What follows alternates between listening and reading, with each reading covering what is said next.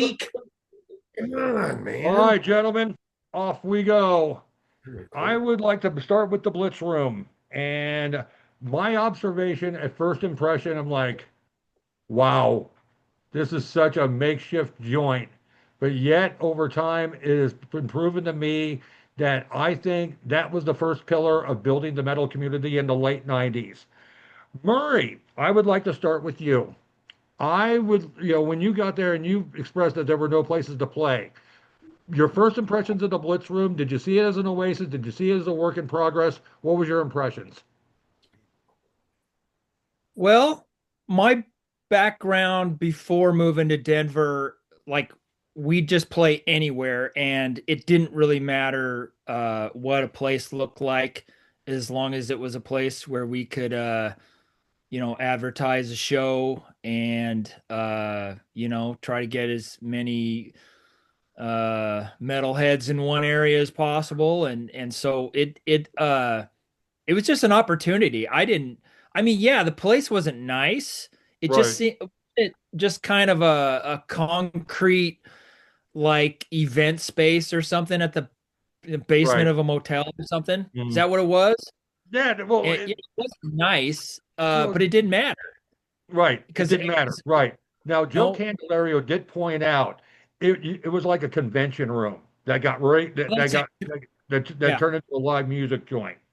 But the yeah. reason I feel strongly about that place because I do think that that's where the community began. I believe the Oh, beginning of absolutely. building the community because and other whatnots. I didn't Joe, know about any of these other bands really Oh, until oh, nice shirt. I didn't know about any of these other bands in Denver, these metal bands in Denver until the Blitz Room. right, Wow. Uh, the only place I had played in Denver was Cricket on the Hill, and that was just like no one knew us. We just had like two friends there.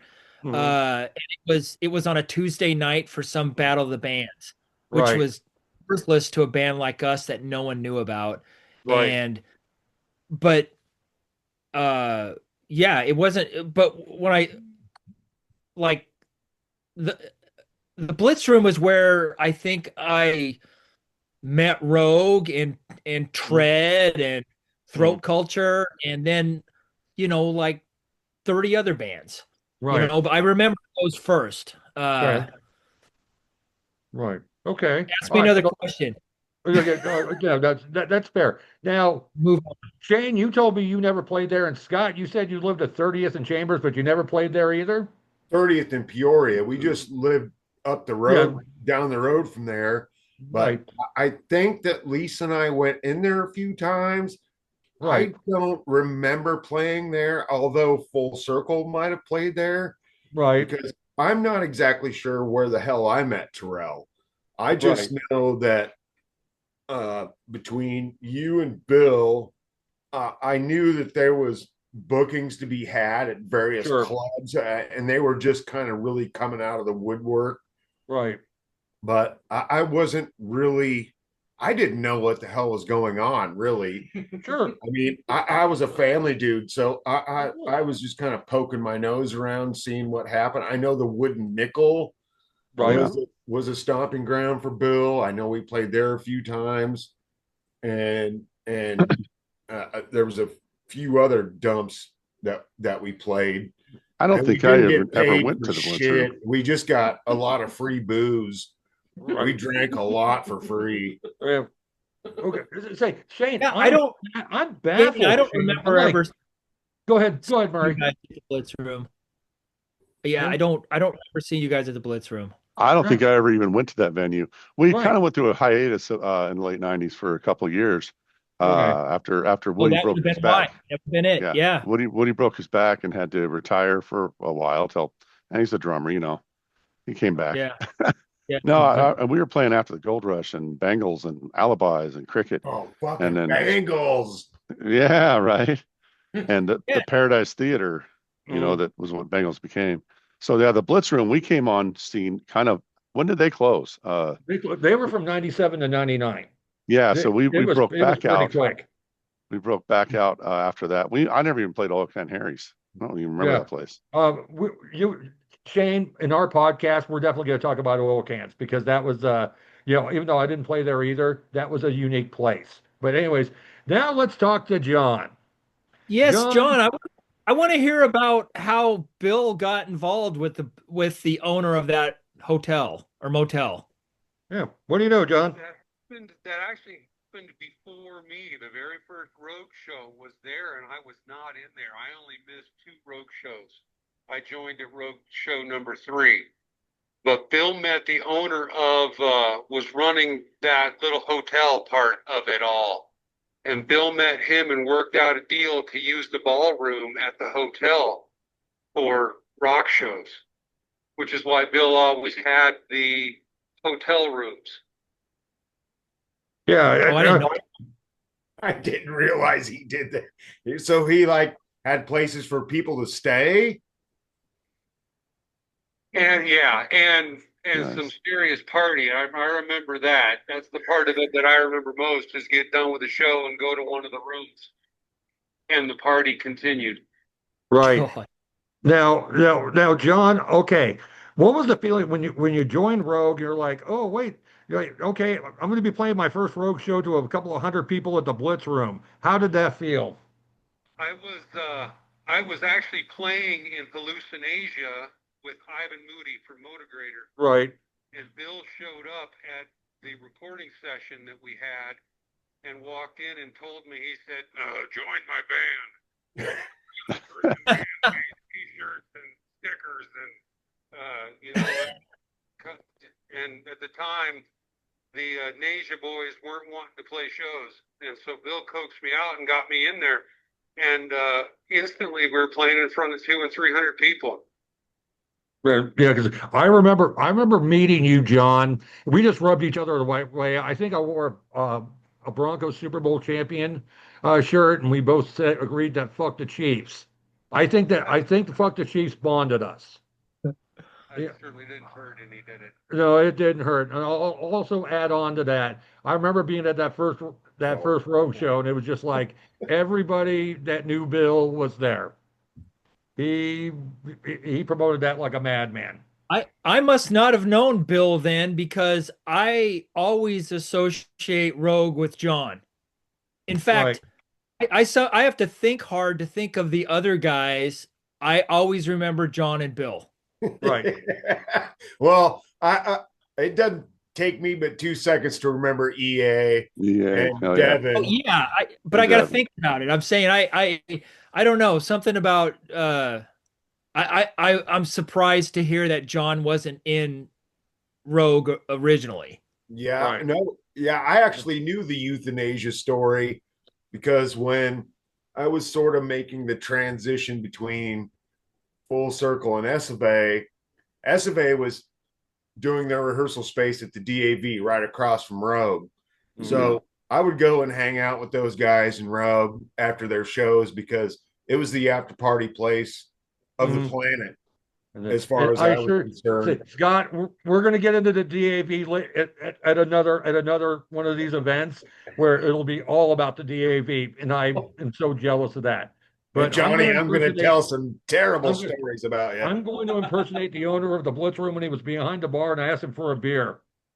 Oh, Really? Yeah, Bruce was scared of me. I'm like, "Hi, can I have a Bud Light?" I didn't mean no harm, but Keith Spargo said, and this is my extra question. I'm asking each everybody, you individually, Scott and Shane. I know you didn't play there. Keith feels that the Blitz Room was probably one of the most important venues in terms of metal in Denver. John, on a scale of 1 to 10, how much do you concur? I leaned toward the Park Saloon, but I think the Blitz Room started it off. There was the wood and nickel dark room. Right. That started everything, and that turned over the Blitz Room. I think it certainly lit the fire if it didn't start it all. Right. Okay. Murray. Yeah. I guess it just depends on at what point you entered the scene. For Right. me, Yeah.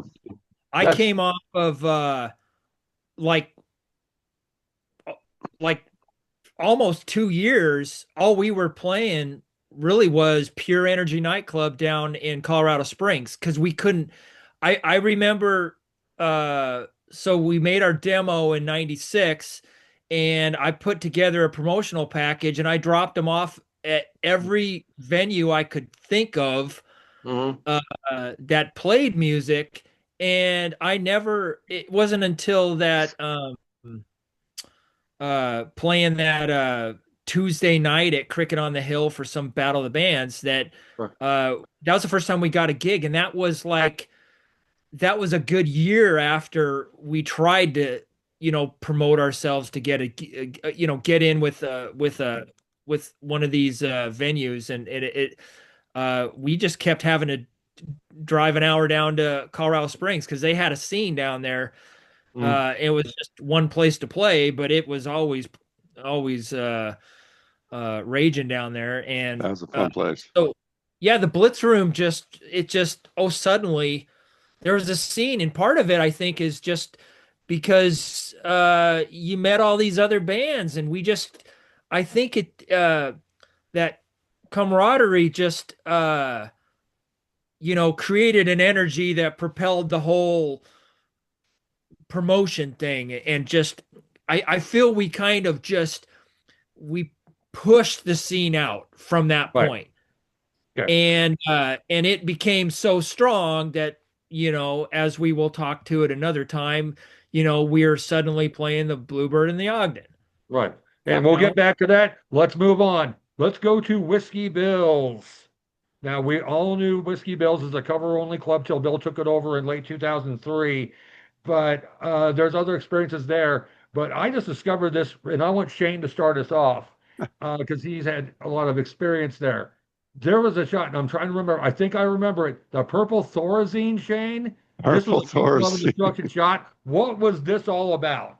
All right. Well, we kind of went with the psych ward motif. We had Nemo, our straitjacket skull guy, as our logo or our mascot, and we had the psychward.com was our first website, and we decided we needed a drink to pimp the band and to sell at shows. Actually, we would partner with some of the bars.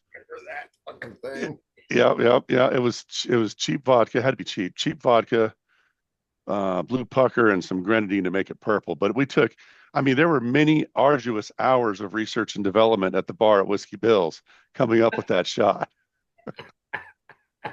That is awesome. So get this, we'd played a show there once, and I think we only did this a few times, but we had Autumn dressed as a naughty nurse, and she had a IV tree with these bags full of this purple Thorazine. We had these plastic shot glasses with our logo on it, and she'd go around and she'd sell the shot for $2. You could keep the glass, and we split the money with the bar. We made a fortune that night. I bet we sold 1,000 shots. Did she do that more than once? Because I could have that. I think I've seen that. I think I remember do it 2 or 3 times. I can't remember where else, but yeah, it was a very successful endeavor. That's entertaining. Now let's get to John here because Bill's not here tonight. When did you hear that Bill was going to take over Whiskey Bill's, and what was the reaction, and how did it spread around? Boy, it was late. Devin had already left Rogue, moving on with different drummers, and Bill was venturing out into all of his different ventures on different bars. He ended up meeting the owners of Whiskey Bill's, jumped in there and immediately booked. And he booked Metal Church. Right. There was the 3 Inches of Blood. I'm trying to remember who else had a couple big blowout parties, Halloween party. And he just jumped in before Rogue knew it. We had like a house gig at Whiskey Bill's. Right. Now, I remember when that all took over. Excuse me, Guy, for 1 second. Was that the place out on the west side that had like a volleyball court on one side? That's the one. All right. The Bonita in the JCRS shopping center. Yeah. Yeah, Colfax Gear Center, Colfax. It was actually a little bit east of Wadsworth, John. I believe it's a Home Depot now. It is. Wow. Another reason is just that I remember Bill brought out all the big guns the first month he took over. Iliff was one of them. Don't I don't remember. know if Scott remembers that gig, but that's actually where Marilyn gave me a shout out from the stage, so I felt special. Nice. That was at Whiskey Bill's. Yeah, Whiskey Bills. Wow. Again, the gray matter's foggy, brother. Yeah, that's all right. It's all good. I'm going to come back. But someone say one of the things, it's like SMA was the first show I saw at Whiskey Bills when Bill took over. No kidding. Yeah. SMA was the first show. Bill, now, Murray, other than the Exodus show, you caught shows there, right? Even though you didn't play there. I think Exodus was the only one. That was a great show too. Was that That it? was amazing. That was Right. amazing. I was front row for that one. Yeah, me too. Yeah, we were right beside me. Yeah. I got to sing some choruses with Steve Yeah, there. Steve Souza. Hey, No kidding. you and I actually alternated. It's true. Yeah, I sang the remember. first one. Murray did the second. I did the third. Dude, And- what song did you guys sing? Toxic Waltz by Exodus. Toxic Waltz. Yeah. Toxic Waltz. There could have been Of another course one, you guys too. did. That was one of the most fun nights of my life. That's hilarious. I remember going hard in the mosh pit, and I felt like I'm a little too old. I'm starting to get a little too old for this, but you just had to. Right. It was a Toxic Waltz, Yeah. Right. Yeah, Now- but I don't have I can't remember anything about that venue other than that. And Other then than that? well, wait a second. No. I could have been at that one you played at, Shane. You said you only played there once? Oh no. We played Whiskey Bills a lot. We did Okay, then yeah. I probably saw it's probably twice. a local show and then an Exodus show. Yeah, we did who was that band? LA Guns. We played with LA Guns there. That was a lot of fun. And then I I did a think New Year's I was Eve at gig. that show. I remember That was a good one, huh? Steven Adler played there after he left Guns N' Roses. Yeah, he And I did. think that was kind of at the tail end of Whiskey Bills. Mm-hmm. Right. Yeah, I think you're right. Because if I remember right, John straightened us out. Bill had a partying of the ways like in 05, 06. Does that sound about right, John? That's about when it was, 6, I believe. Right. Then See, I was gone by then. you I was went out. to Iowa. Yeah, you took off. It was just But anyways, Whiskey Bills. I will just say this now, Shane. Last question for you on Whiskey Bills. Did you play there even though it was cover bands only? Did you manage to crack in there? Yeah, we did. We did. Okay, I was wondering if they wouldn't touch original bands for a 10-foot pole. So I guess No. you're a unicorn. I don't know how that happened either. I just talking to the bartender. Right.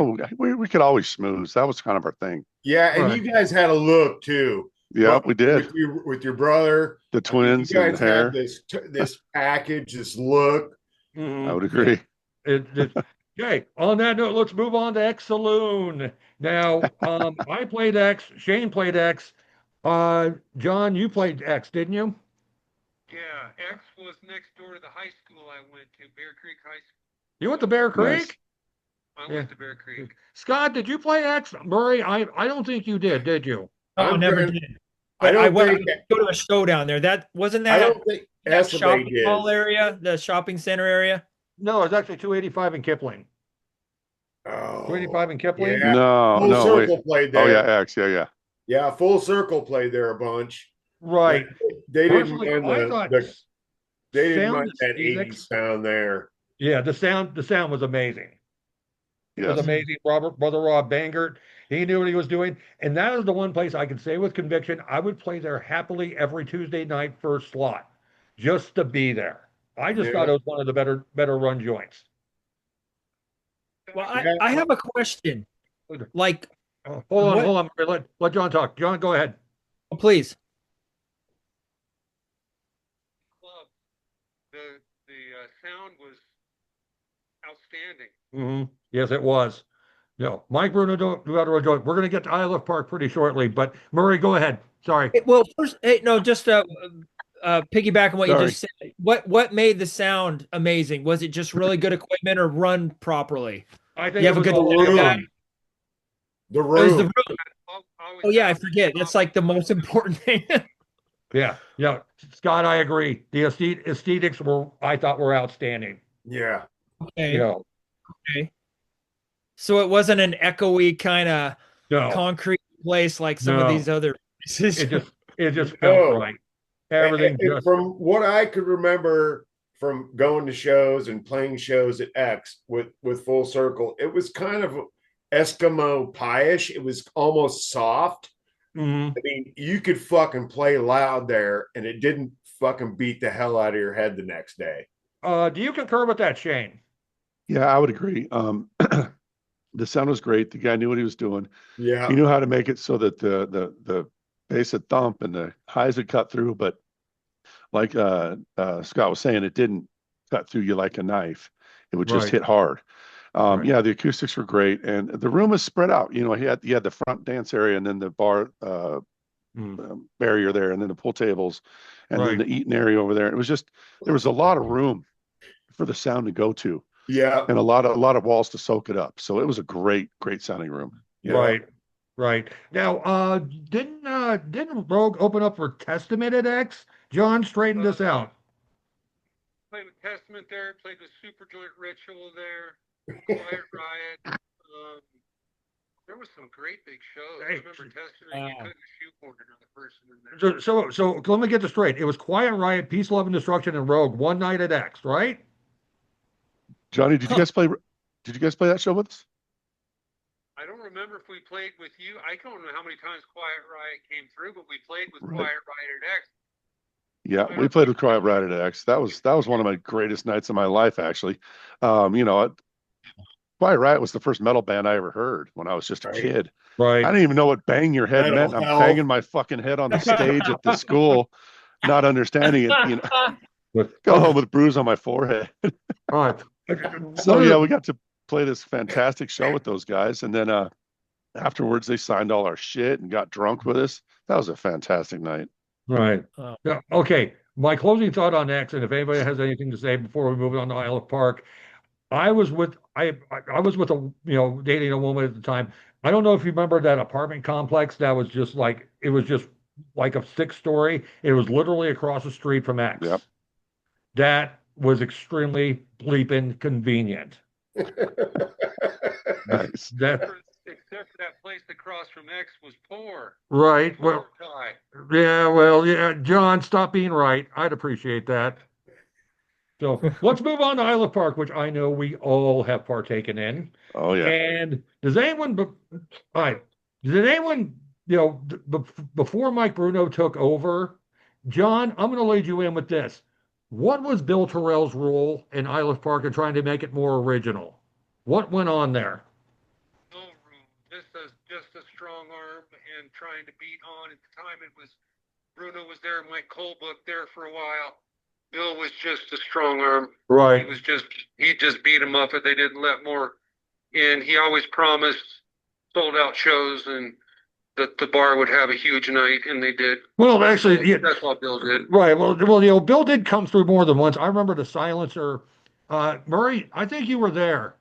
It was 2000 when Cosmos came out, and this is when Nick Sealander's first gig with Silencer. The place was wall to wall. There was validity. There was validity to what Bill said.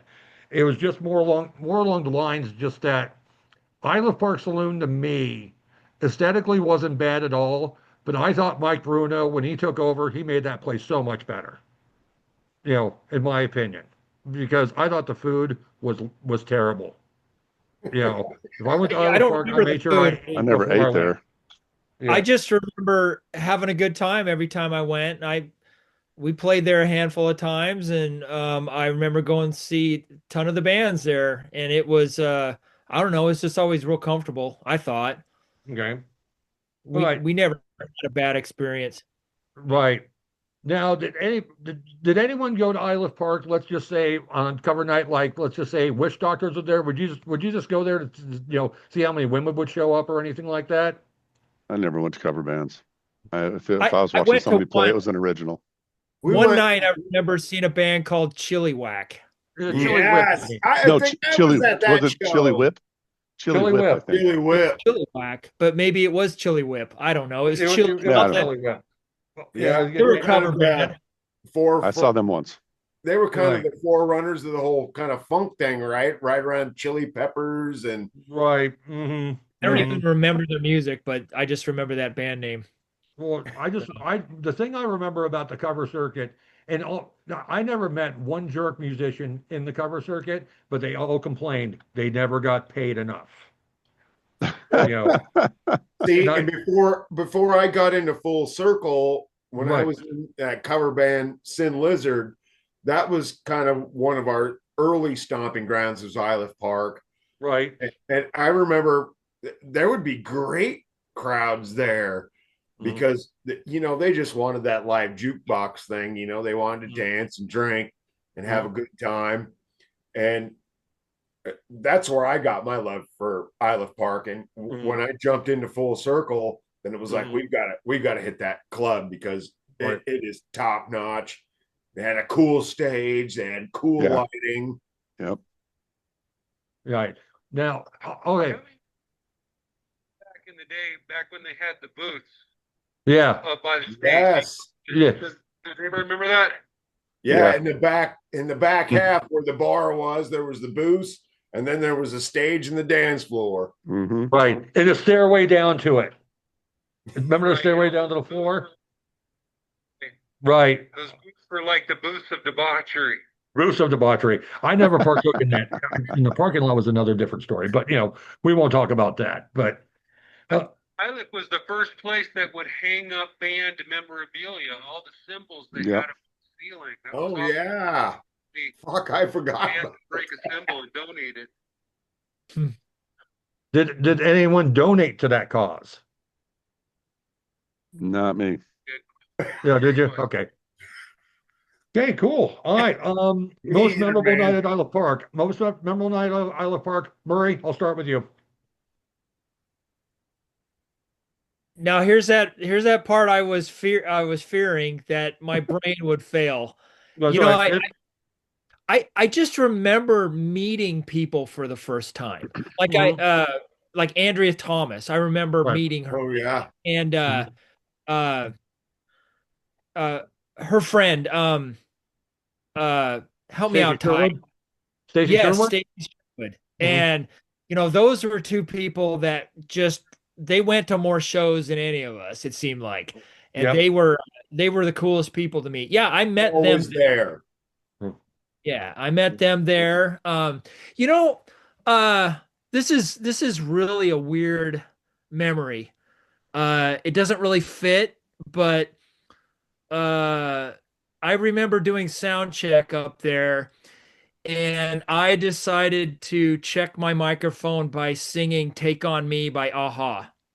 Oh, the chorus. That's what I did. And saying, instead of saying check, you know, I started singing that. And everyone's looking at me funny. I didn't care. I was just, you know, just having fun.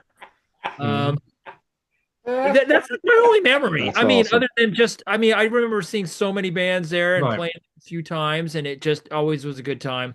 Right. You know, you are welcome between now and March 1st. March 1st, if you want to change your answer, you're welcome to do so. Yeah, I don't. It's just, I thought that was a funny moment. That's a good one, man. I like it. All right. Yeah. Shane, how about you? Oh man, that was close to my house when I lived in what was it, Glendale? So we were there all the time. Saw a lot of shows there. Excuse me, a lot of bands. I bet we played there probably a dozen times. Yeah. Yeah, it was a good one. One thing I hated about it was the smoke. Jesus Christ, they had the worst ventilation of any club in town. Oh, right. No, it was bad. I thought the club was worse, but yeah, I love maybe. My favorite, it's hard to point out one good memory because I mean, we played with okay. Moore and we played with so many great bands. Right. But one of my favorite ones was we were playing our first time we played with Faster Pussycat. And that was a lot of fun because I was really into those guys in like 88 or 89. You know, they kind of dragged me along as a kid into rock. Right. And to honor them, I wore these like net, fluorescent green fishnet stockings, sleeves. And I never lived that shit down. Good God. People still go, oh yeah, I remember that fucking show. But it was a great show. We got to meet the guys afterwards, and I think we played them another 2 times after that. So it was always cool to say, "Hey, you remember that show we played with you guys?" So that was one of my good memories there at Iliff Park. Yeah. How about you? How about you, Scott?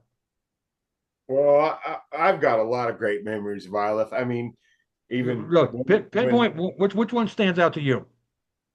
well, I mean, when you brought this whole thing to me, I started grabbing boxes and started going rifling through old shit. And I see pictures of Lisa dancing on the dance floor with a bunch of people, and she's got a fucking cell phone on her hip, the size of a fucking, a laundry basket. And it was just kind of the whole kick around of, like Murray said, all the people you met. After a show, you'd hang out at a table and drink fucking pitchers of beer. And it was just helping people load in, helping people load out, just laughing your ass off. That club was really special to me, not only in the full circle of years, but with Esovae too, because we had a fucking ball there. Yeah, you sure did. You sure Well did. said.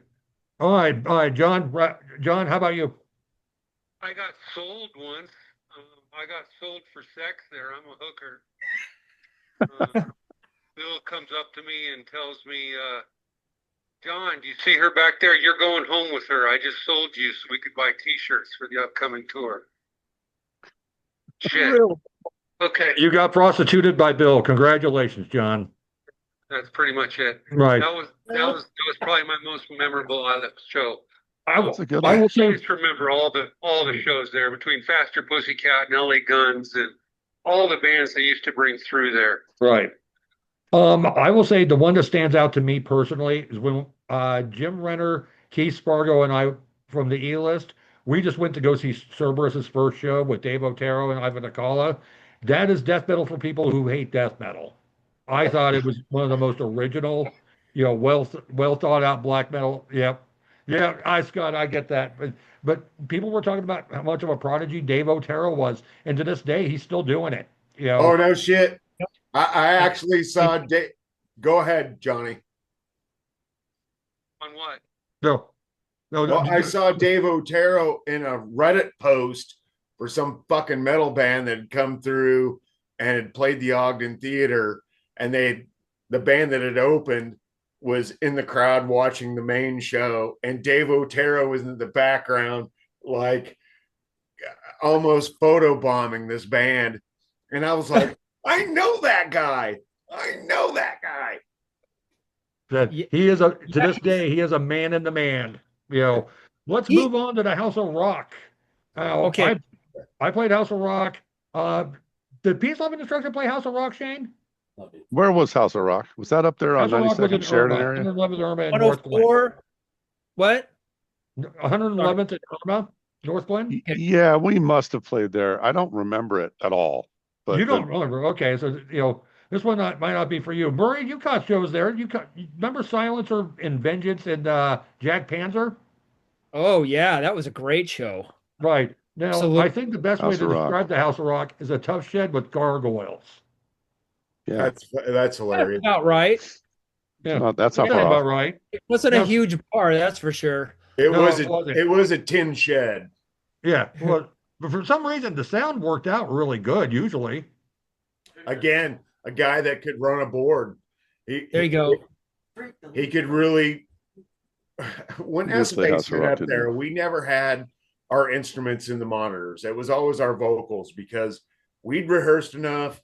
We had the sound behind us. We didn't need that shit coming into our face. All we needed to hear was what we were saying out of the microphones. Yeah. Right. That dude tuned it in every time. Right. Hey, John, didn't Rogue open for the Megadeth acoustic set? That's open for Rogue. Or all the way around with it.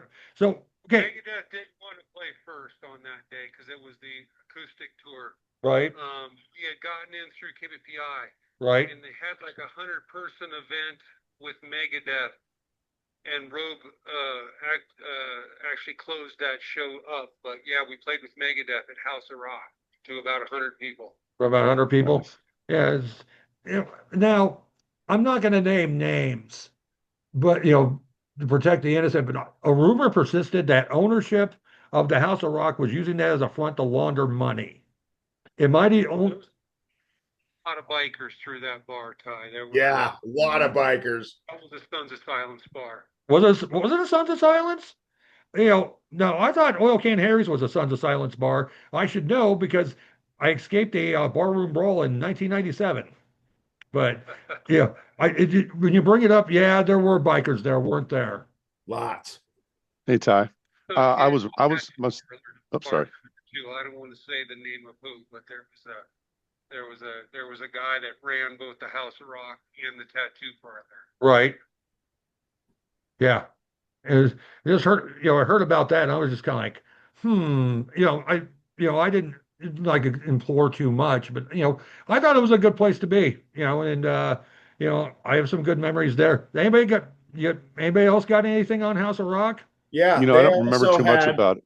Oh, sorry. Go ahead, man. Go ahead, Jay. I was going to say I was mistaken. We did play there. I remember it now. I just one of those things that left my mind. That's why we're here. So it wasn't a very big Scott. stage at all. No, it wasn't. And it also had a volleyball pit out back. Mm-hmm. And I remember, I think the first time that Full Circle played there, when they first set that place up, and we were out back, and people were kind of mutting around back there. They had a TV outside, and that was the first time I'd ever seen a TV in a box. And I was like, who the fuck has the money to have a TV outside in a box? I mean, you're supposed to be watching the bands. Why is there a TV out here? Right. They should have done a live feed so you could go outside and then still watch the band. Right. Yeah, that should have been. Wasn't then. Yeah, they should, close circuit, that would have been a pretty good idea for them to have done. But as I said, there was one band I discovered there. They were called Auschwitz Airlines. Jesus. And if you think that band was terrible, they sounded worse. Oh. And they actually started a feud with my cousin, who was in the band Beguile and later Bellwhore. My cousin's very black metal. We'll see him at some point in this archive too. But anyways, anybody with any final thoughts on House of Rock? Yeah, the last thing I remember. Hold on, John. Iliff played some pretty cool shows there. And I remember we had one particular show where we were nestled, it was always the coveted second slot, right? Right. And so when the first band goes up, you kind of expect them to do their thing. And this was when Lisa was kind of managing the band. Right. And this band was going to kind of run long into our set or whatever. And she marched right up there and was like, you guys are done. You guys have played enough. You've got to tear down your stuff. And that created some tension, of course. But SMA was always very speedy on setup, tear down. I can vouch for that. We got up, did our thing. And towards the end of the set, there was a guy out there. We did a cover of Ozzy Osbourne's Bark at the Moon, believe it or not. I remember that. And this guy wanted us to keep playing that song. And Marilyn was like, well, we've already played it. And he kept going, well, how much money will it take? And he kept throwing $100 bills on the stage until she was like, all right, guys, we got $500. You want to play it again? Yep, play it again. Oh, my God. And we walked out of there with that 500 plus bones, whatever we made from the door that night. And it was just one of the nuttiest nights ever at that fucking club. And there was lots of them up there. That's an awesome story, dude. I don't remember that one. No. Okay, John, last thought. Oh, I was just remembering Jim Zilla and Malignari. Right. There with their candied brains and intestines they handed out to the crowd. Right. Celery girl. Yeah. I was part of Malignari for one night. Right. Halloween show, Johnny, and you should remember this. It was Full Circle, Malignari, and you guys. and I got sucked into playing bass for those guys for one night. Was that Iliff Park? Where was that? That was up at Pinky's. Mm-hmm. Okay. All right, guys. One more venue, then we're gonna Shane and I are gonna have a story, then we'll open things up. Sportsfield Roxxx. Due to Murray's demand, not demand, he said you should include Sportsfield Roxxx. He was right. And I personally didn't spend a whole lot of time there. I didn't go to too many shows, but I know they did a benefit for John. Yeah. You know, when the news got revealed about his condition. Sure. John, what did Sportsfield Roxxx mean to you? It was 2 blocks from that DAV. It was our home base for Rogue. Chris Galanis owning that place, and Dave Xavier's running it and booking it. Rogue played that place a dozen times, maybe 20 times. Yeah, more than that at least. The stage by the I remember the stage by the front door before they moved it to the other corner. Yeah, two blocks from that DAV. We used to daisy chain gear down Colfax, so we didn't have to drive. That is interesting. Now, Murray, didn't you and Silencer do a show together there? No, I think no. We played with I can't Trying to remember band Silencer. I just remembered it being, guys. I'll be right back. A place that we could. We'll All right. I just remember it being, this is a place where we can play a lot. It was just the place that came out just like when the Blitz Room did, and it's just like it was just one of the main places we played for a while. Right. And that's we went through that a lot. Right. We just like hit a place really hard and then the place would disappear. Right. Now, did Sportsfield Roxxx turn into Bruno's Tavern? Is that what happened? John? Sportsfield turned into Cristobal's. Cristobal's, okay. That's right. Yeah, right, because I'm just kind of like, since I didn't play there and I only saw a couple of shows, it wasn't my edge of town. So, like other people, have some thoughts. I know, Jim Renner's got quite a few. I know other people will have that, but as I said, that venue really did the thing I respect. They did a benefit for John, which I'll always respect. The Typhoid Mary the night that Vinny died. Right. Rogue was supposed to be playing with Rocket Ajax and Typhoid Mary. Right. And Vinny never showed up, and they found out he had rolled his truck. Right.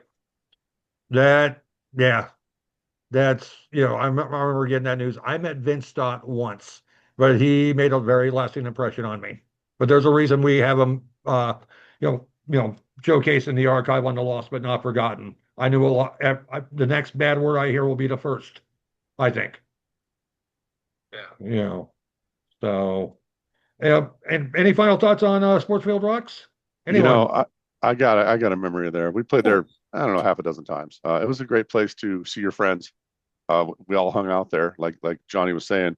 If you want to find guys from Rogue, hit Sportsfield on a Tuesday. Yeah. And the one thing I hated, two things I hated. First of all, it's a small room, so they didn't mic anything but the vocals. And I really like to hear everything coming through the PA. But what I really hated was that postage fucking stamp size stage.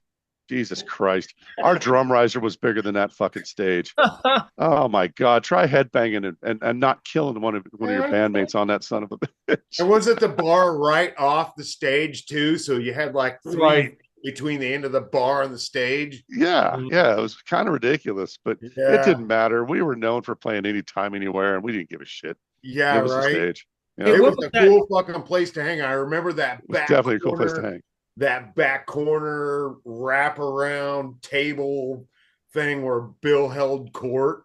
You could always find him in that back fucking corner. It was like, Bill, what's up? And he'd be, hey, man, what's happening? What are you guys doing? What do you guys got planned? Can we book you any kind of shows anywhere anytime soon? I mean, what's your schedule looking like? Hey, I got a question about like how all of you guys got shows. because it seems like. Oh, and let me know, Ty, if I'm taking this off course too much. No, okay, I'll let you know. Okay. Uh, like I was always curious. Like it seemed like everyone in the band had slightly different social group they hung out with. They knew different people, and it seemed like our drummer would get us a gig, or our guitarist Right. would get us a gig, or I'd get us a gig, or it would be bands that we knew that would ask us to play with them at some place. Right. And Sure. that seemed to happen more than anything for Yeah. us. You know Because what? I'm glad you brought that That's up because common. for venues like House of Rock, Sportsfield Roxxx, and other things like that, it's like you almost didn't need to talk to the owner or the booking agent. If you knew a band that was in good with them, it's like, hey, play a gig with us, and that was that. yeah, Yeah. Yeah. yeah, It was their deal to go, hey man, Esave or Full Circle wants to play with us. Can we do this? And they'd tell you the day. And then Right. you just kind of took off from there. I yeah, know once Esave kind of got rolling around the scene, it was more about, okay, you talk to Ty about these shows, you talk to Bill about these shows, Right. you talk to whoever ran Herman's. I know Marilyn and Brett were in with Herman's. I know they were in with a bunch of dudes downtown that we played the Soiled Dove a bunch. Mm. And I think a lot of it was the interconnectivity with the bands Right. kind of I agree. talking to or hanging with. It was like, hey, It definitely was. we're doing Right. this thing. Can you do this with this? Yeah, let's do it. Right. Right. So, Bill, John, any final thought on that? I just showed up and played guitar. Right. Okay, guys. More thoughts are going to be welcomed, but I'm going to Mr. Marlatt, 4 a.m. is going to be lurking on him any minute. Are you guys familiar with Shaul Turner, the old broadcaster, anchor woman on Fox 31? uh, Remember her? I am. Yeah. Yeah. Okay. Shane and I have New Year's It's a Eve good story. 2005 to thank for this. You know, all right. Peace, Love, and Destruction, Depth Charge, and more open for Stephen Pearcy. And Area when we played our 39, right? set, Good dude. yeah, I saw Shaul Turner. We're like, is that Shaul Turner? And we played the set. I went up. I'm like, hi. She's like, I like it, man. I'm like, oh, thank you so much. And all that. And she politely turned me down, but she didn't turn down Shane. Shane, take it over. All right. Oh, So we played our set. I'm going to make this a long one. Hold on a second. So, we had the theatrics and shit, the killing Eric on stage and the straitjacket and Eric, carving on himself. So since it was a New Year's Eve gig, we pulled out all the stops and, Eric killed himself and bled all over the stage. And I saw Stephen Pearcy watching from the side of the stage. And I was so excited that he could see us doing our fucking thing.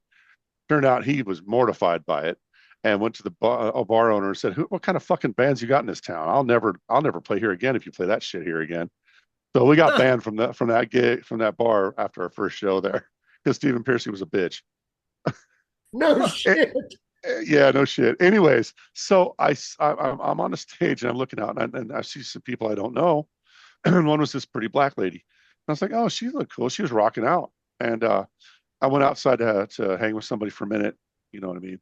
And I come back in and I asked the bartender. I said, who's that lady over there? He said, oh, that's Shaul Turner. I said, oh, okay. Never heard of her, never seen her, didn't know who she was. But she seemed to really enjoy our set. So I went up to her and said, hey, you seem to be enjoying the set. Would you like to buy a CD? She's like, yeah, sure. And she's giving this smile. She's waiting for something. And I don't know what the hell she's waiting for. And finally I said, she said, do you know who I am? And I said, yeah, the door guy said, your name is Shaul. She laughed and she said, you really don't know me. I said, no. Did I? She says, well, yeah, I'm on TV. I'm a news anchor for Fox. I was like, oh, I'm in TV too. It's nice to meet you. And kind of shined it off. It didn't really mean anything to me. Well, I guess that piqued her interest because we dated for several months after that. And that was real cool. wow. Yeah. What a story. Oh my God. Can I stretch this story out just a little further? Because this is my No, favorite go for part. it. Go for it. All right. So we're at a bar, our first time we went out, and she's like, hey, just so you know, I'm really well known in Denver and I get approached for autographs all the time. I said, that's great. I'm used to being the one that happens to. So I'm glad it's not going to be me, kind of tongue in cheek. And sure enough, our first time out, somebody comes up and asks her for an autograph. Our second time out at the bar, somebody comes up and asks her for an autograph. We both laugh it off. Third time out at the bar, I see a girl coming up, and I know it. I'm like, oh, no, this ain't going to go the way she thinks. This girl walks up to the table. Shaul turns to her with a piece of paper and a pen, and the girl looks right past her and says, "Aren't you Shane with Peace, Love, and Destruction?" I said, "Yes, I am." She said, "Can I have your autograph?" Shaul about shit herself, dude. Rock star. Dude, right? She's like, "That has never happened. I thought you were kidding." I said, "No." So yeah, we hung out for a while. Then I was doing my own thing, so we kind of just stopped hanging. But she was a lovely lady and a lot of fun to hang out with, and she really liked our music. Wow. Like, What a I great did not story. discover this until I reached out to Shane about this project because I had, it was just like I did. He said, I did. I'm like, cool, cool, cool. Okay. So I thought that when Shane told me that I was blown away. I'm like, oh God, that's got to be in the archive. So, And being in Denver was a Mhm. really cool place to be, Yes. to meet famous people that you just wouldn't have expected, even at shows. Right. And I'll just pull this real quick. Go I ahead. took Adam and Alex when they were 8, 9 years old to a King's Act show, and Tread was opening for them. So they actually put me on their list so I didn't have to pay for tickets. And I nudged the boys clear up to the front row, and we were hanging out. And Pinnock stops the show and looks down at the boys, and he was like, "Man, how old are these kids?" And I was like, "They're 8." And they're just looking up at this guy going, "Why the fuck is this guy talking to us?" And this is the next generation of hard rock. I'm so grateful for this. And they were so graceful after the show. And it was just moments like that that really attached me to Denver. I just loved the whole scene. Didn't matter what area of the band you were in, whether you were an opener or you were playing fucking small shows like House of Rock or Sportsfield Roxxx. You got to hang out with your buds and just chat with fucking people. That's a good story, man. All right. I Yeah. will. My favorite thing, aside from playing, I found interacting with other bands, whether I was at Pinky's or playing at other shows, just the interactions with all you guys. I enjoyed that just as much as the playing. You know, hanging out with Murray, with Esovae and John, and Shane and Eric rang in my 33rd birthday really well. Yeah. Yeah, Shane and Eric got me a little sauced on my 33rd birthday, but it was after my set was complete. So, What show was that? it was in 2006, I believe, if I'm not mistaken. Was it Bottoms Up? No, I don't remember that venue. No, Murray does. Murray remembers Bottoms Up, but Yeah, that used to be Jaime's. right, it used to be Jaime's. Yep. Yeah, it was just like because I remember playing with Peace, Love, and Destruction on my 33rd birthday. I remember that.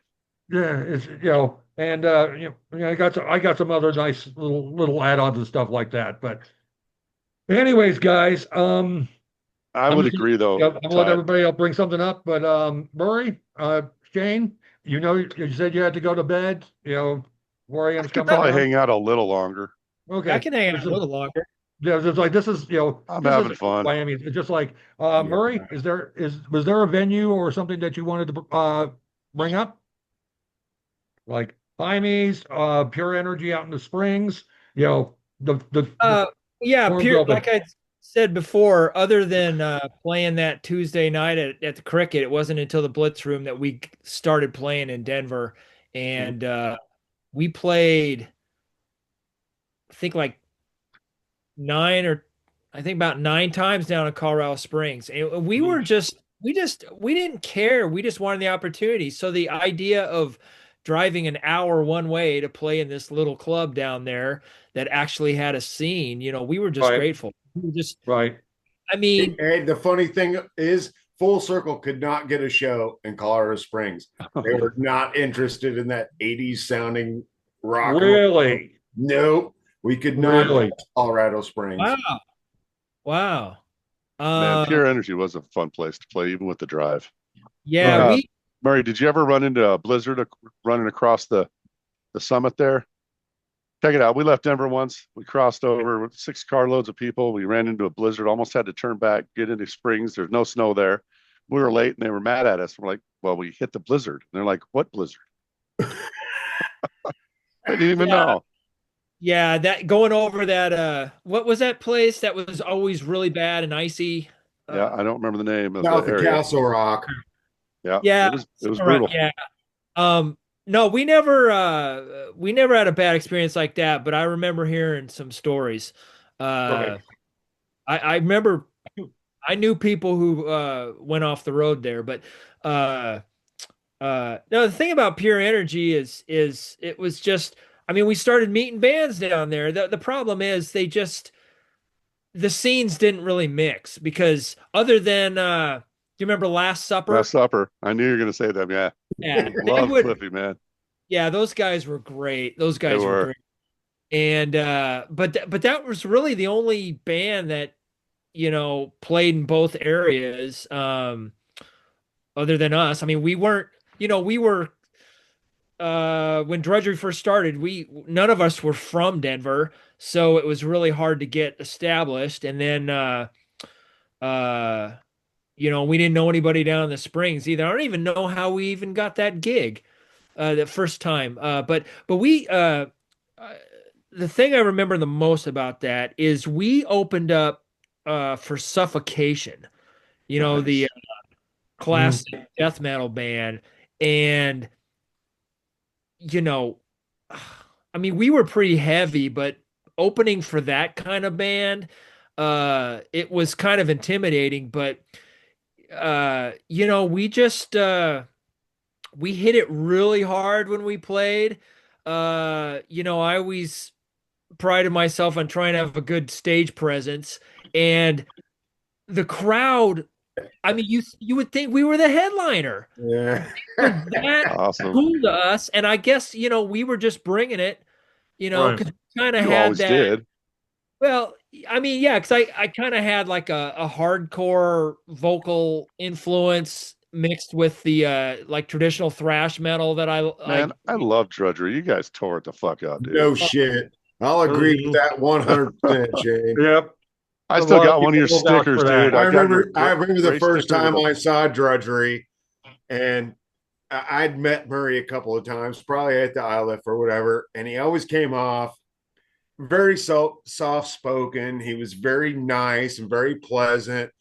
But when you hit the stage, brother, Yep. Yep. you did not fuck around, Right. and you exuded a presence of holy shit. Mm-hmm. I'm not surprised you held your own I- with Suffocation, man. Not at I- all. Right? I would like to chime in here. Drudgery and Drug Under and a punk band got grounded, who I booked by mistake. Like that was the Pinky show that packed the place so much they built the stage the next day. They started getting that stage built the next day. I owe that to Drudgery and Drug Under. Yeah. Nice, That nice. show was amazing. Always with the shirt off too, Murray. That was badass. I was like, man, there's no way I could fucking play a shirt off No, show. no, Well, not me. I tell you what. off because you were throwing sweat, brother. Yeah, and that's why I had my shirt off. It wasn't because I was trying to show off or something. I approach concerts like a sporting event. Yeah. And I sweat a lot, and it just was more comfortable. I used to be like I'd watch Henry Rollins, and he'd perform with his shirt off all the time. I went to a show when I was still in the Marines in '94 in Norfolk, Virginia, and they just roll this carpet out and then they'd set the band up, and then he'd come out there and just rage, and he would just be raining sweat down because he was hitting it so hard, and it just like I just identified with that, and that's why I didn't wear a shirt, because I mean, the less I wore, the better, and I didn't want anything getting in my way, and because it was A fucking athletic event, rage fest. yeah, and I'm glad people enjoyed it too, Oh, it was fabulous. Hey, John, this is a question for John. John, how did Rogue draw in like Fort Collins and Colorado Springs? Pueblo, how'd they do? Very well. Okay. So We did Colorado Springs more than once or twice, and never did Fort Collins. okay. All right. I was just, it said, 'cause I never knew how, how it went out of Denver, but We How did about you? Collins a couple of times. Okay. It was very soft. mm, Yeah. It was very collegey, I guess. They were expecting more kind of Smashing Pumpkins, kind of a late, Yeah, that was the vibe up there. thing. And it was a very weird, soft sound up there. I don't really know how to even explain it. There right. was a guy up College there rock. that ran sound, and he always kept talking about this frequency or that frequency. And it was like, yeah, we don't care about none of that shit. Just fucking dial us in. We're gonna fucking throw down and get the fuck out. That's really Esave was the same way. Dude, Marilyn was such a great singer too. God, Oh yes. I loved you guys. I loved SFA. Yeah, there was That unique sound, man. yeah, and I'll tell you what, when in terms of aura, Marilyn Taylor had few rivals. And In terms, we coupled very well with like the Dead Heaven Cowboys and Mhm. Way. Right. They wanted to go up into Wyoming and Cheyenne and shit. Oh. Those bands we had a great time with, but Mm. we also coupled with the metal bands. We throw down with Throw Cult, Silence. Right. Oh, yeah. We throw down with anybody. It didn't Yeah. fucking matter. We just Everyone was get our friends. face out there. It helped being friends with everybody too. Yeah. Right. Just No. love music. Yeah, Hey, I'm sorry to interrupt. Can I share a story about Fort Collins? sure. Yeah, go for I it. have a really fun story, and this is one of our best, like most triumphant moments, I think. All right, you're right. It was a college scene up there, college rock. We knew we were going to have trouble. What was the venue up there? That bar. I don't even remember the name of the bar up there. We played a few up there, but I don't remember the names. Yeah. So anyways, we go there and we know that we're going to have trouble getting people from there. So I had this great idea to do a tour bus show. So we sold tickets for $20. You got a laminate, you got a bus ride on a luxury tour bus up there, and a keg. And for $20, we hauled 100 of our own people up there to that fucking bar and marched 100 people through the back door. And the owner was like, "What the fuck is this?" And then we proceeded to stomp a mud hole in that bar. God, I remember that. I mean, I wasn't there, but I remember. I don't know if you were advertising for it, but Yeah, I oh remember yeah, that. Yeah. the party And so bus you tour. went guys really always well, had- huh? You guys always had big ads, big promotion for your shows. Giant And it was always posters. like, Jesus Christ, who in the fuck are these guys involved with? And it was always you guys. Right. Yeah. What do you think Shane's here, man? They went big and they backed it up. We just Yep. just did what we could, man. Yeah, that's good stuff. Good Yeah. stuff. There's Speaking that- of Fort Collins, the reason we got shows up there was because of the band Immortal Dominion, and I don't know if Right. you know them, Yeah. but they were kind of like a death metal version of Pantera. Yeah. All right, let me interject here. Philip from Immortal Dominion, not only was he a nice guy, but he was really talented. But I think his his ability to be complex made things complex. I'm not Oh, trying to I'll diss agree him. with that. It's just like Yeah. it's like Phil, we know you're smart, we know you do, but get us in a groove. I think I got an Immortal Dominion sticker on one of these bass fucking. Nice. yeah, I still do. I think there's one of my freeze in the garage here. Yeah. Yeah, so Immortal Dominion played the very first show we ever played was down in Colorado Springs, at Pure Energy, and they were on the bill, and like no one knew either of our bands, but Right. Wow. we both left a good impression, and I don't know if they kept playing down there, but yeah, the crowd reaction was good for two bands that no one had ever seen before. I know But we played with them a couple of times at the Tin Shed. What the hell was that one again? North House of Coast. Rock. House of Rock. Yeah, we played with them Yeah, a House of couple Rock. times at House of Yeah. Rock. So Ty, I may have I can't remember his name. He was the original bassist for uh Immortal Dominion, and he'll probably need to get added to the list of the people who've passed. Although, let me just tell you this story. This is kind of a downer, and I'll make it really quick. But he was so moved by 9/11 that he joined the army, and he went over to the Middle East, Right. and fought over there. When he came back, he was kind of a wreck, and he had a wife and a daughter, and I guess they had some disagreement in like where he was going to go next with the army, or something to do with his status, and they didn't want to go with him, or she the wife didn't want to go with him. Anyway, he murdered Oh, fuck, what? his wife. Wow. He murdered his wife and then killed himself. Wow. And the guitarist, not the guitarist vocalist, but just the guitarist for Immortal Dominion, and his wife adopted the daughter. Okay. Wow. Well, Yeah. Well, that's of some consolation. Yeah, but, that's not a good story, but it's but important to it's part of remember. history. It's part of the era we're covering.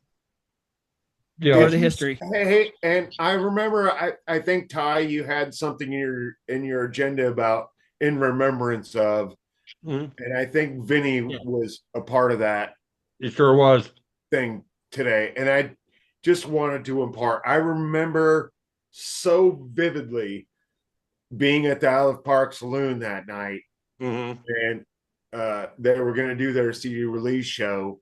All standing out front, we're smoking cigarettes, dubs, whatever the fuck. And there was two sisters that would come to every Rogue show, every Typhoid Mary show. I can't remember their names. Talking Jen and Julie, or are you talking? Jen and Julie? Possibly. Maybe. But I remember the news breaking in the parking lot in the front of Iliff Park Saloon, and everybody was just fucking aghast. It was like, what the fuck? I mean, this was supposed to be a joyous moment, and now we're at this bar with these guys that were supposed to also participate in this joyous moment. And it was like the wind got sucked out of the fucking room. But at the same time, and I don't know who it was, but they were like, fuck that. Vinny would want this to be the best ever. We're partying on. And even though those guys were, I mean, at the lowest point they could be at that point in time, that whole fucking club came together as one, drinking, having a good time. At that point in time, sharing stories about Vinny and how special he was as a vocalist. And I really have no doubt, if that night had not have happened, that would have been the band to really propel the Denver metal scene into something that could have been a Seattle thing. It would have been stratospheric, because I still listen to that disc today. It is unbelievable. You're right. We only needed one band to break too, and there's so much talent in this town at that time. So much. Well, if you guys have seen in the archive, the one band, and we're going to talk about them come January, is Love 45. Love 45 should have been the one. Yeah. Love 45 should have been bigger than the Fray. They were a great band, man. They were incredible. The first band I ever saw to use in-ear monitors. I was like, what the fuck you guys got in your head? Right. Okay. Hey, gentlemen, I don't mean to interrupt, but Ty's right. I got to get up at 4 a.m. So it's like, hey, Shane, I will see you November 4th, my friend. You got it. Hey, guys, this has been a wonderful stroll down memory lane. It's so good to see you all again. Jesus, sitting in a room full of rock stars right here. Hey, you All look right. amazing, Appreciate your time, Shane. guys. We'll see you again. Thanks, You'll Murray. I see everybody Love again. you, appreciate Shane. that. Love everything you did. Oh, brother, thanks, man. You too, buddy. All All right, you right. guys take care. I hope Yes, to good talk night, to you Mr. see you Marlatt. soon, I'll okay? talk to you soon. You All right. too. All right. Yeah, guys, All right. I actually took today off work just because I didn't want to be burnout from work and then have Right. to do a Zoom call. So, Meeting. okay. How's everybody feeling? Murray, did everybody have a good time?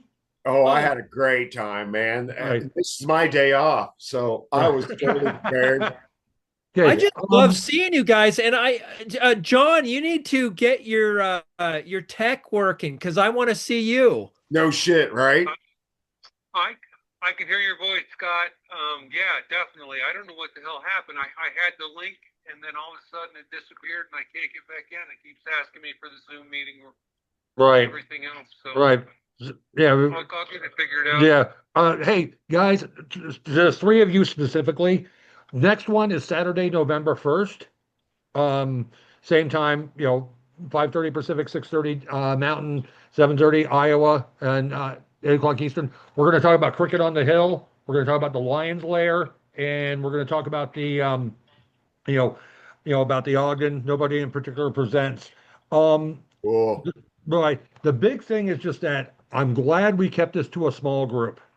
I Yeah. think, Too. and we're gonna have to. Okay, if the three of you, if the three of you want to come back for the first, not only would I love that, we are going to have Luke Schmaltz from King Rat and Cool. Mike Mayhem from Buzz Bomber in the M80s. Nice.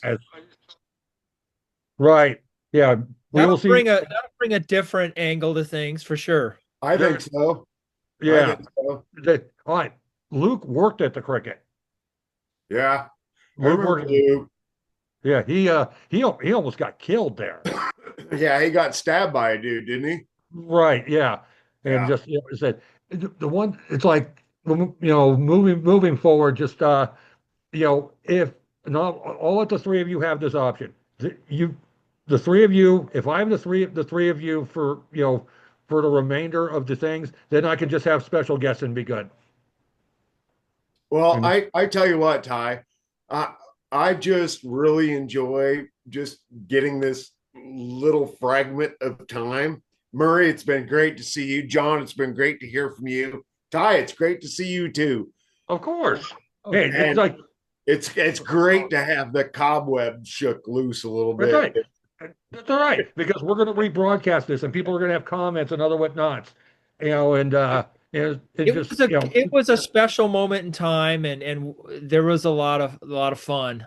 Right. It just deserves to be remembered. And just so everyone knows, I have reached out to Jerry Harper from Typhoid Mary. He has not replied. Okay. But there are some people. Has Scotty reached out at all? No, Scott Seidel. I reached out to him. No reply. No kidding. Yeah. Well, Man, I'd love to hear from those guys. So some people are going to take longer than others. Sure, I get that. I'd love to have Marilyn in one of these chats too. Actually, the one in January with the women in the circuit, that's where I really want her. But she's got to call me back. Yeah. I get it. And eventually in time, people will call back. Sure. But I'm gonna say, I'm gonna give the three of you one final story, and we'll go ahead and cut on out. John, final thought. Final thought is I'm thankful to start this process, my brother. Yeah. Hopefully, right. Stories out. I missed out on a couple stories, but I know there's time to fill in the blanks. Right. Yeah. We found out you got prostituted by Bill Terrell. That was worth it alone. That's great. Yeah, so at least I'm a high dollar whore. I was $1,000 per night. Oh, see, God. that's great. Okay. And I just would like to say real quick that if you guys don't have my phone number, feel free anytime to reach out. I'd love to hear from you via text. Call me on the phone. I've got some health things going on, so I spend a lot of time with my dog. I work part-time, so if you guys want to chat, ring up. Fuck, I got this Zoom thing now. Right? See? I've never done this shit I before. don't. Sorry about that. That's right. John will work No, on it this man. month, okay? This is We'll work- fucking great. Yeah, it is. It's so good to talk to you guys. You Yeah. know, it was kind of weird not being from Denver and just moving there. I wanted to live in Denver for years, and I just moved there with nothing except money in the bank. And uh, it was so cool to just meet everybody and just be involved in what, from my perspective, was no scene, and then suddenly Boom. playing the Ogden and the Bluebird all the time. Right? You know? Right. And there were so many people that were important to the scene, and so many bands, and their music was so important to the scene. And we all had our own thing. It wasn't like a scene built upon some generic template, like, oh, Right. this is the Denver sound. Rogue and Drudgery and Tread and Throat Culture and S.of.A. and Peace, Love, and Destruction, Love 45. None of those bands sounded anything alike. Nope. Not at all. But we all Right. got along great, Right. And it was a beautiful thing, It was a beautiful thing. Drudgery wrapped up early 2004, and I put it to sleep. Deep Freeze Fest 3. Yep. And then Yep, that was your last talked show. about that. And then my wife and I moved into up in the mountains, and then my interaction with the scene became more limited because I was an hour away from the metro area. So my point is that moment in time was just really unique, and it's really cool, Ty, that you're trying to immortalize it before we all lose the rest of our brain cells. Right. Okay, John, you mentioned Barb Guy. Go ahead. Oh, I just told you that she says, I don't know why I'm not a part of that Zoom call. Okay. Oh, fuck. Okay, I have a podcast with Barb Guy on November 11th. Cool. I just let you know I had a message from her. I want to be a part of that one. I was doing the first Barb Guy. She was Okay. awesome with that. Okay. All right. I'm going to share one thing about Barb Guy she shared with me. She was at Bengals when Alice in Chains played there, and the crowd booed them off. Oh my God. She is chock full of all sorts of good stories, and Yeah, I can't wait for that. But no, I've got to email Barb, and I got to take some promo photos, and I'm going to admit it. I'm gonna bug Gil Martin and Mark Grabowski about this. So we're saying I'd love to you're hear a from fan Gil, here. too. Yeah. Say, Gil and Mark, we'll see them at some point in time. There's someone saying, dude, we have so much fun. I So- agree, man. This has been a blast. I was And so when- nervous getting lead on the whole lead up to it, and it was just like once everybody started jabbering, it was like, oh yeah, I remember these fuckers. Mhm. Love it, guys. Yeah. But anyways, everyone, listen. All the best to everyone. I'm going to send you all 3 RSVPs for November 1st. Cool. And I said, if I can get the 3 of you regularly, then I can really pick and choose who can join. Jam me here. Yeah. Cool. All right. Murray, Ty, Good. love you guys. Love you guys. Contact Hey, me John. whenever God you bless. want. Good to hear your voice, John, and hope to see you in the flesh next time. Next Right. time. We'll get it fleshed out. Ah! All right, guys.